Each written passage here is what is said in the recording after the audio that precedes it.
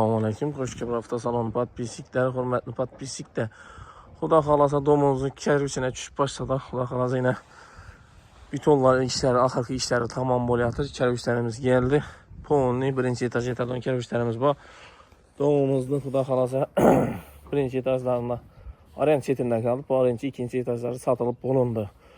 Aryan blokda cay gerek olsa, ikinci, üçüncü etajlarında cay gerek olsa müracaat ederse telefon numaramız 99'luk 549 59 99. Bu cayın bu katejimizden xuda xalasa bir kaldı, 3 saat oldu. Tibarəsində zor baxada qılıb verəmiz qazlarım gəlib durdu. Həmməsi filmini kapılar qoyulğan, zamlıqlar kapılar zor gələn qazlar. Ötkən pişik bir təyar içine girib yaşı verəsin, həmmə özü təyar. Xuda xalasa telefon alaqağa çıqa verəsin. Zıqqanlı alaqağa çıxınlar 99'luk 549 59 99 telefonlara telefon edib gələ verəsin.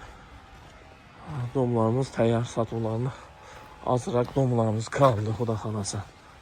Vallahi üçün rəhmət.